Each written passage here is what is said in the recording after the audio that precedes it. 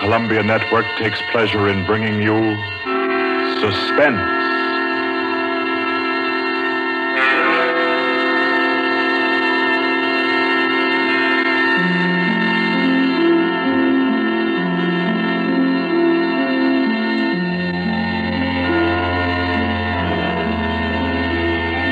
Suspense, Columbia's play theater of outstanding thrillers, produced and directed by William Spear and scored by Bernard Herrmann. The notable melodramas from fiction and stage and screen, from the world's great literature of entertaining excitement, presented each week to bring you to the edge of your chair, to keep you in suspense.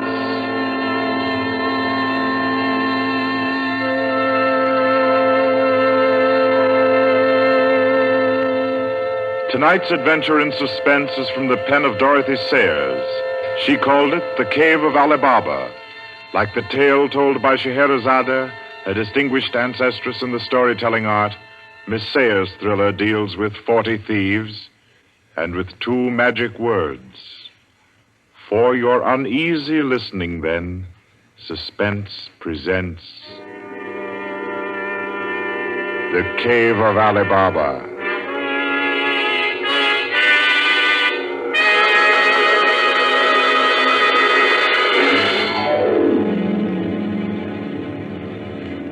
On a Saturday afternoon in January, in a grim and narrow house in Lambeth, a man sat eating kippers and reading the daily paper.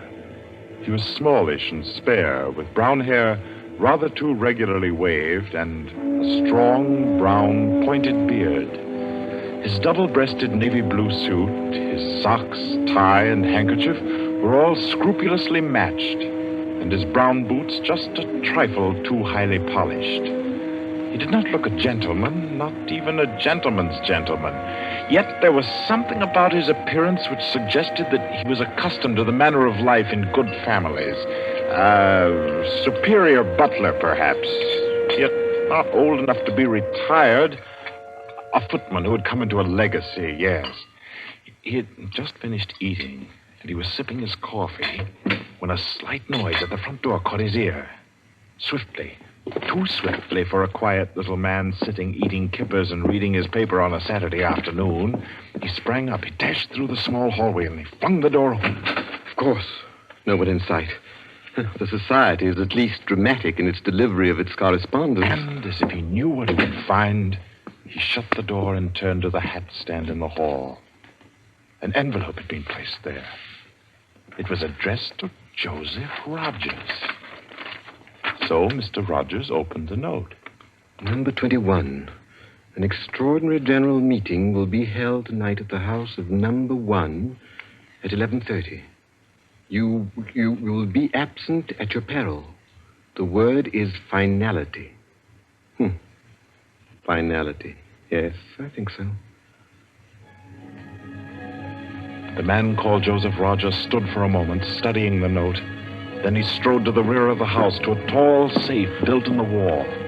Carefully, he manipulated a dial. He swung the safe door open. He stepped inside, into a small strong room. He opened a drawer marked correspondence, placed the note inside, and then came out again. A moment to reset the lock for a new combination, and then he went back into the living room.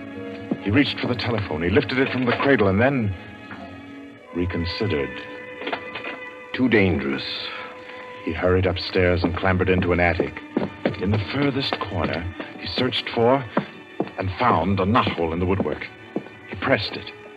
A concealed trapdoor swung open, and he was in the loft of the adjoining house. He paused before 3 cages, in each of them a carrier pigeon. Carefully, he wrote a note, slipped it under a pigeon's wing.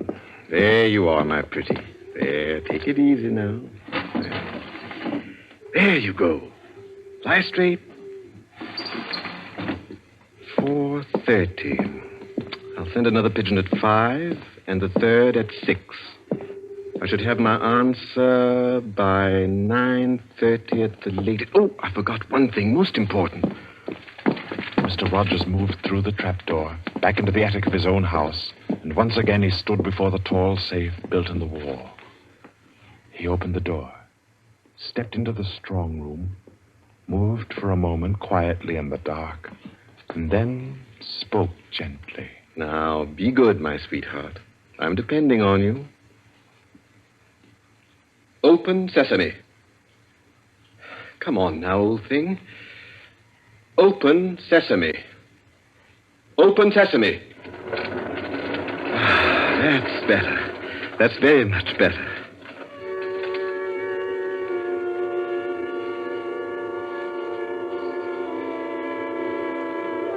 By 9:30, his answer was back.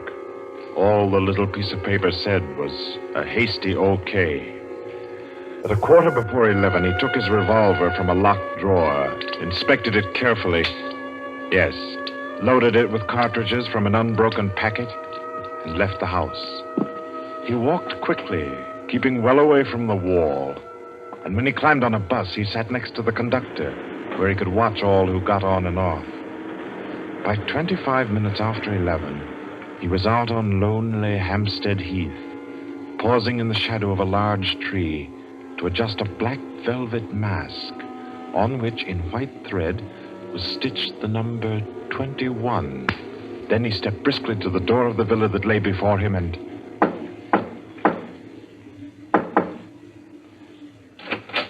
What is it? Finality. Come in. Go right on through. Number 1 will check you in. Right.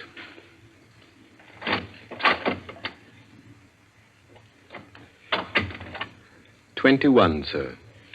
Lift your mask. Very well, 21. You may go on to the meeting room. Thank you, sir.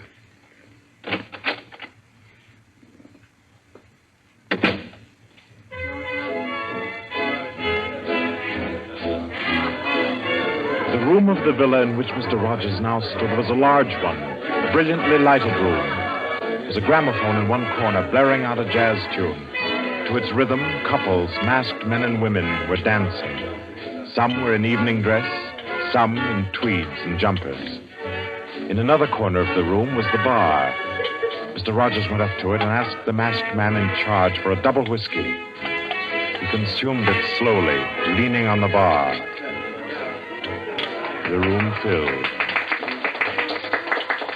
Presently, someone moved across to the gramophone and stopped it. Mr. Rogers looked around. Number 1, the massive gentleman in evening dress who had checked him in, appeared on the threshold.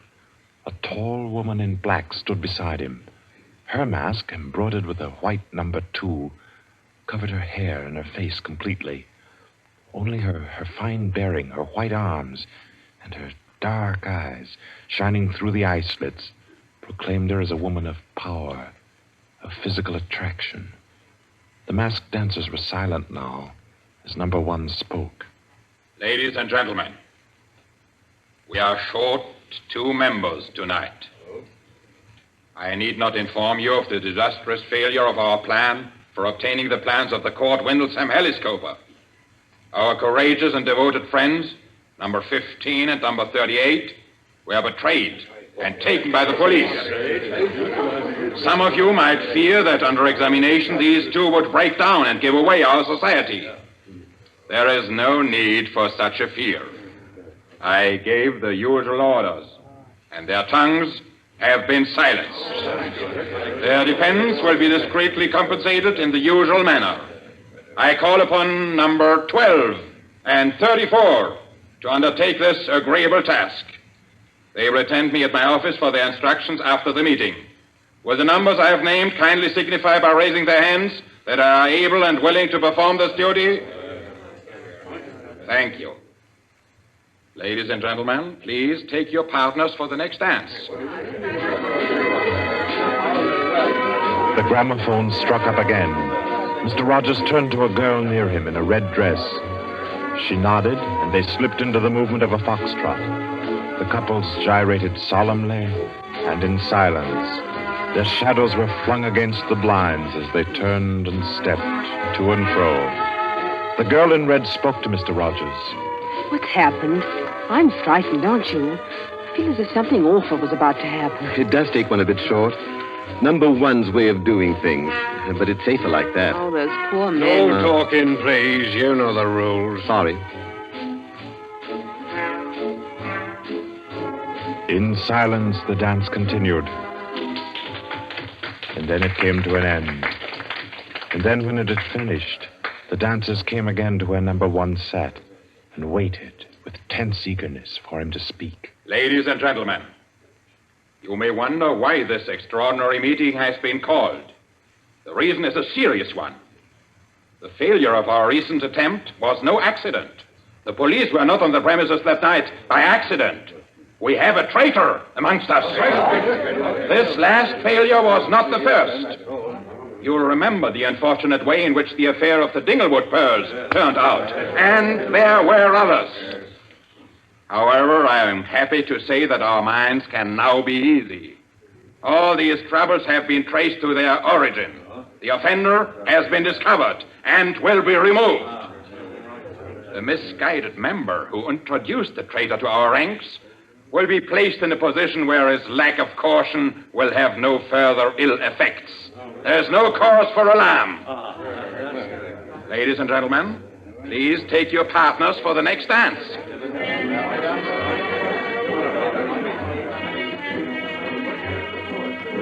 Again, the gramophone took up its bizarre monotony, and the masked dancers glided and turned, and their movements were sharper, more staccato.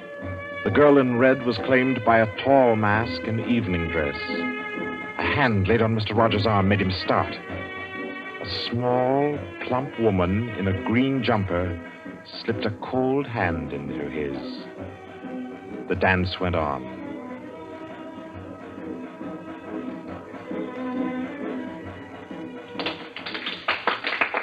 When it stopped, everyone stood detached, stiffened in expectation.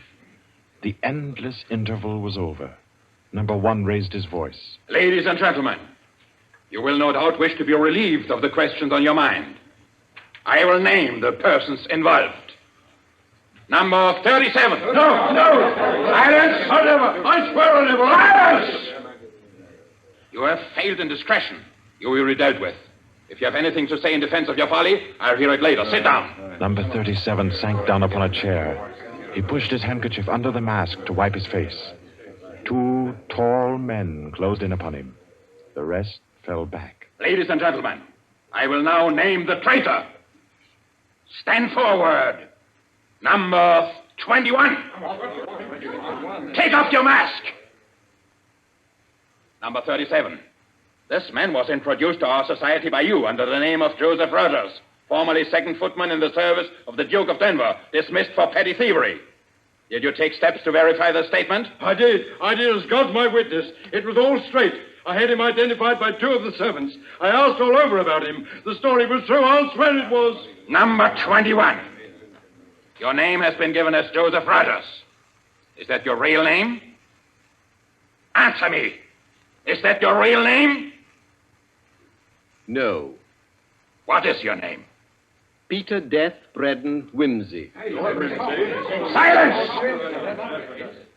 My compliments, your lordship. We thought Lord Wimsey was dead. He was killed, so the paper said 2 winters ago, while shooting big game in Africa. He even left a will, proved of £500,000. To his mother, I believe, the Dowager Duchess of Denver. Lord Peter Wimsey, indeed. Well-known book collector, man about town, distinguished criminologist. Took an active part in the solution of several famous mysteries. Taking an active part, if you don't mind. So you deliberately led us to think you were dead and became Joseph Rogers to gain entrance to our society. What has become of the real Joseph Rogers? He died abroad. I took his place. And the end of your impersonation to uncover our society. Precisely. I see. The robbery of your own fete, upon which we congratulated ourselves, and which you helped to execute, was arranged. Obviously. The robbery of the Duchess, your mother, was arranged by you. It was. It was a very ugly tiara. No real loss to anybody with decent taste. The burglary of the Winthrop mansion, the theft of the necklace at Covent Garden, the others as well. You arranged them all. All. May I smoke, by the way? You may not. Numbers 15, 22, 39. You have watched the prisoner. Has he made any attempt to communicate with anybody? None. His letters and parcels have been opened. His telephone tapped and his movements followed. Even the water pipes in his house have been under observation for Morse code signals. You're certain? Absolutely. Then we may be sure that he has been alone in this adventure. Well, ladies and gentlemen, please take your... Very well. Take the prisoner away. And be sure you explain carefully to him first the manner of his death. I'm sure he'll enjoy it. Wait, at least you can let me die decently. Take him away. Stop, I have something to say, something to sell. We make no bargains with traitors. No, but listen. Do you think I haven't thought of this? I'm not a fool. I've left a letter. To whom? To the police. If I don't return tomorrow, it'll be opened. It's a bluff. The prisoner sent no letter. He's been strictly watched for months. I left the letter before I came to Lambeth. Then it can't contain no information of any value. Oh, but it does. The combination of my safe. Indeed? Has this man's safe been searched? Yes. What did it contain? No information of importance, sir. An outline of our organization, the name of the house, nothing that can't be altered and covered before morning. And did you investigate the inner compartment of the safe? You hear what he says, did you? He's trying to bluff. There is no inner compartment. I hate to contradict you, but I'm really afraid you must have overlooked it. And what did you say was in the compartment, if it does exist? The names of every member of this society with their addresses, photographs, and fingerprints. How did you say you contrived to get this information? By doing a little detective work on my own. But you've been watched. True, the fingerprints of my watches adorn the first page of the collection. That statement can be proved? Certainly. The name of number 40, for example... Stop! If you mention names here, you will certainly have no hope of mercy. Bring the prisoner to my office. Ladies and gentlemen, take your partners for the next dance. Yes.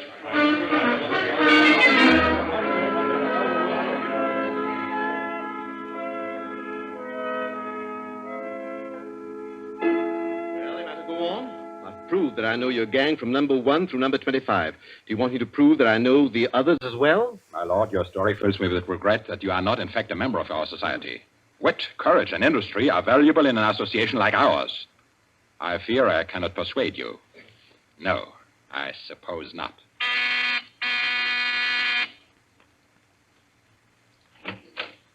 Yes? Ask the members kindly to proceed to the supper room.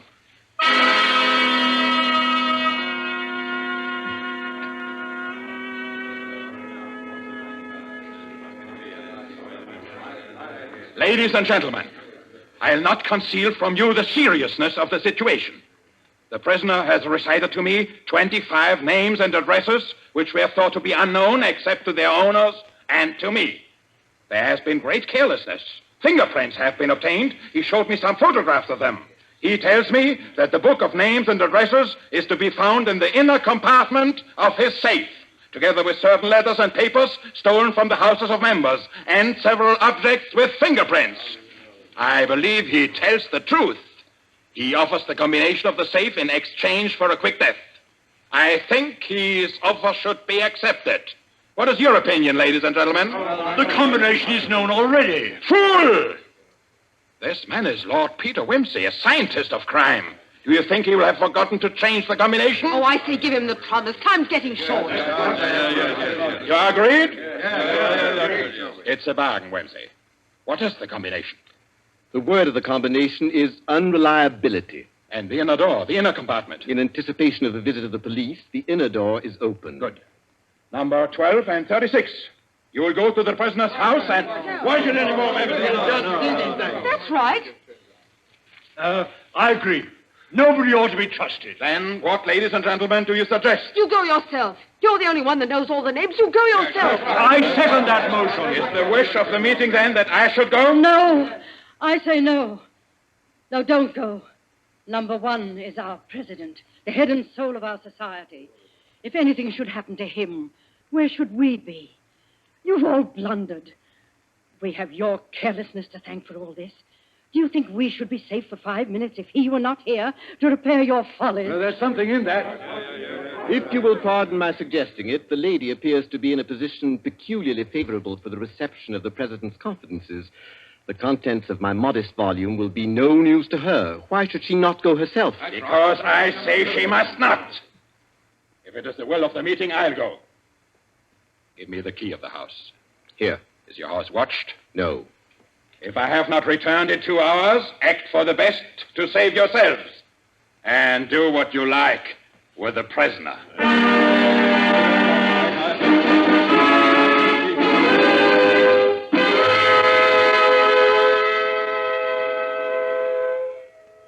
president has been gone 2 hours. Traitor! What's happened to him? How should I know? Perhaps he's looked after himself and gone while the going was good. Liar! Oh. He'd never do that. What have you done with him? Speak, or I'll make you speak. I can only form a guess, madam. I'm afraid that your president may quite inadvertently have left the door of the inner compartment closed behind him, in which case... Yes? Well, let me explain the mechanism of my safe. The inner compartment has 2 doors. The outermost opens outward with an ordinary key. Oh, do you think that the president is so stupid as to be caught in an obvious trap? Undoubtedly, he will have wedged open that inner door. Undoubtedly, madam. But the sole purpose of that inner door is to appear to be the only one. Hidden behind the hinge of that door is another, a sliding panel, also left open. Inside the compartment is the big, heavy ledger containing all the information about this society. This ledger lies on a steel shelf. Do I make myself clear? Oh, yes, go on. The steel shelf is balanced on a concealed spring. When the weight of the book, the ledger, is lifted, the shelf rises almost imperceptibly, and in rising, it makes an electrical contact. Now, let me draw a picture. Your president steps into the inner compartment, sees the book, takes it up, anxiously to examine to see if it's the right one. The shelf rises, the electrical contact is made, and the steel panel behind him slides into place. He's trapped. You devil! What is the word that opens the inner door? Quick, the word. Do you remember the story of Ali Baba and the 40 Thieves? Uh-huh. Well, when I had this safe constructed, my mind went back, well, call me sentimental if you will, to my childhood. The words that open the door are open sesame. Oh. How long can a man live in this devil's trap of yours? Oh, I should think he might hold out for a few hours if he didn't use up all the oxygen by hammering and yelling. I imagine if we go there at once, we'll be able to get him out all right. I'll go myself. I think you'd better take me with you. Why? Well, I'm the only person who can open the door. But you've given me the word. Yes, you have the word. But this door of mine, I'm rather proud of it. You know, it's my own invention. It's the latest thing. It will open to the words open sesame, all right. But to my voice only. Your voice? I'll choke your voice from my hands. What do you mean, your voice only? Don't clutch my throat like that. You'll wreck my voice, and then the door might not recognize it. There, that's better. The door got stuck for a week once, and when I had a cold. Is what he says true? Is it possible? Perfectly possible, madam. It'll have a microphone arrangement. Could be done also with light vibrations. We must let him go. Take the ropes off him. Let him go, nothing. He doesn't go to blab to the police. The president's done in, that's all. And we'd all better make traps while we can. It's all up, boys. Right. Chuck this fella down the cellar and fasten him in. I'll go and destroy the ledgers. 32, you know where the switch is. Give us a quarter of an hour to clear, then you can blow the place to glory. No, you can't leave one to die. He's your president, your leader. I won't let it happen.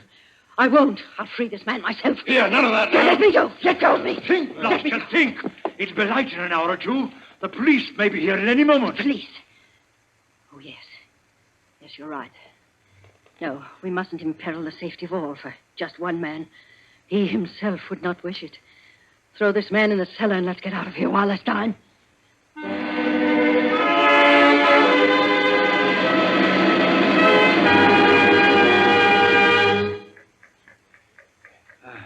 Here. This is good enough. Leave him here.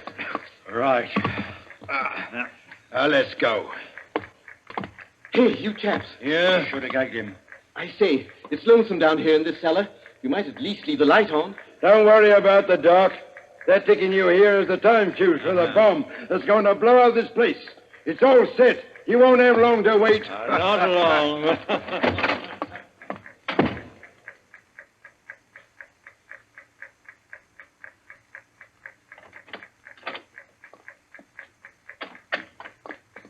Who is it? Who's there? Hold still, so I can cut the ropes. Well, if it isn't two. My compliments, madam, on your loyalty to your president. Quick. They've set the time fuse. The house is mine. Follow me as fast as you can. Number one must be saved. And only you can do it. Well, how did you manage to? There's no time for questions. Get up and follow me. You will release him. You promise. I promise. But I warn you, madam, that this house is surrounded. When my safe door closed, it gave a signal to Scotland Yard. All the members of the society had taken. Never mind them. Here, outside. Quick. All right, who's there? Is that you, Inspector? Get your fellows away, quick. The house is going up in a minute.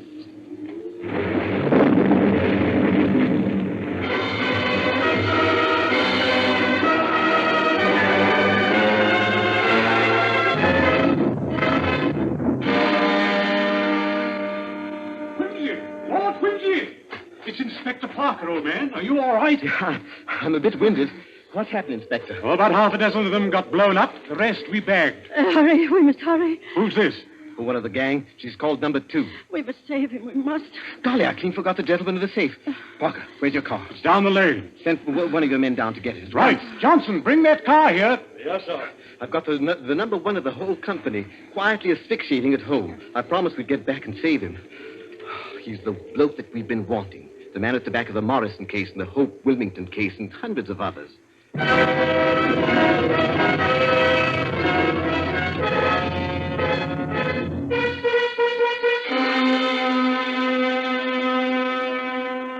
Is this it? Quite a contraption. Yes, I only hope he hasn't upset the adjustment by thumping at it. Oh, please, hurry. I hope you haven't hurt my voice. You sound all right. If I can only be conversational. Come on, old thing. Show us your paces. Open sesame. Open sesame. Confound you. Open sesame. Open sesame.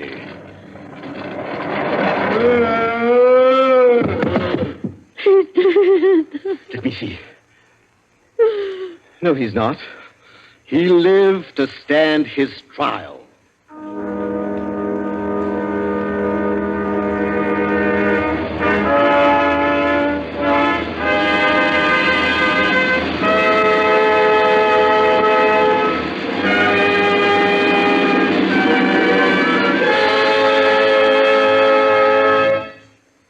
And so, all's right with the world, as it always is when Lord Peter Wimsey is involved. The Cave of Ali Baba by Dorothy L. was the story which gave us tonight's Suspense. Suspense is produced by William Spear. Our guest director for this evening was Robert Louis Sheehan. Tonight's radio drama was written by Peter Lyon and scored by Bernard Herrmann. Romney Brent was Peter Wimsey, William Moulton played number 1, and Ira Gerald, the lady in the case. Others in the cast were Kathleen Cordell, Victor Beecroft, Roland Bottomley, J.W. Austin, William Podmore, Ian Martin, and William Moulton. Next Wednesday, Suspense will not be heard because of a special all-star Hollywood broadcast which Paramount Pictures will present. 2 weeks from tonight, at this time, Columbia will bring you another selected story from the world's great literature of thrills. Another study in suspense.